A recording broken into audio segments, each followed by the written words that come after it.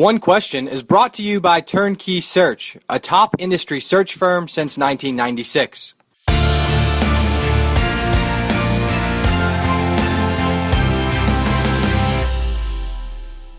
Sure, Matt. It goes back to Purdue when I was an associate AD, and honestly don't remember which search it was, but I was a part of a handful of coaching searches.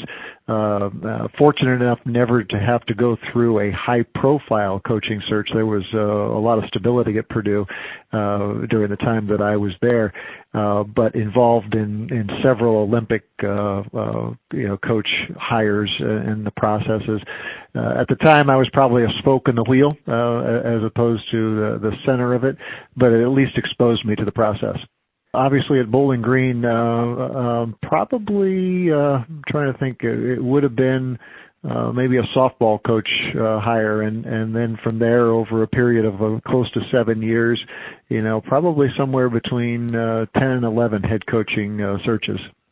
Each search, obviously, you probably learn a little bit more. And Matt, at the end of the day, let's face it, hiring good people, it's the most important thing that we do as ADs or leaders. And with each search, I really try to push the job description, that university official document aside.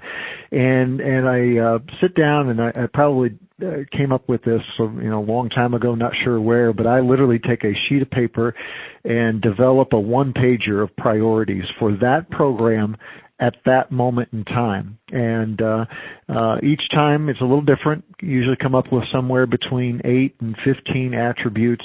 And I try to keep those one-pagers and those layers kind of go on top of each other, and I refer back to them from time to time through the search.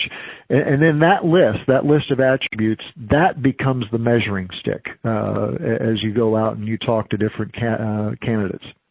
I've said this a lot over the years. I think that some of those key things that make people successful come back to, probably 3 or 4 different areas. One is clearly a person's work ethic.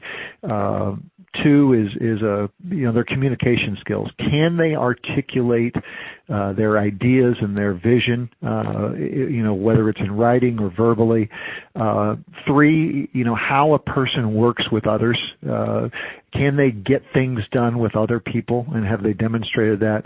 Those are probably 3 things that you keep coming back to. And then for head coaches specifically, sometimes I think this business is unique in so many ways, but as a head coach, you have to have a passion for recruiting. As an assistant coach too, but you have to like doing that, and that's a little distinctive, obviously.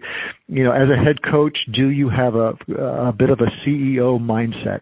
And that's true whether you're moving from a salesperson to a sales manager, or as an assistant coach to a head coach. Otherwise, so you don't get caught up in the Peter principle, so to speak. Do you have a CEO mindset to be able to run a program? I also think it's really important, who do they learn from? That's obviously critical in this industry, and you try to look at trees and where they gain their experience. Probably a lot of it comes back to values, how they're wired as a person, and do they fit into your institution and your organization.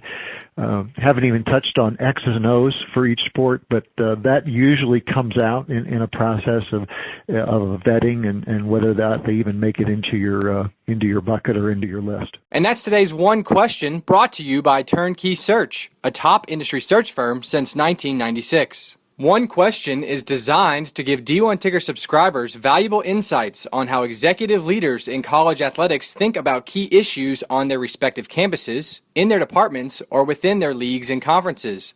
One Question is brought to you by Turnkey Search, a top industry search firm since 1996.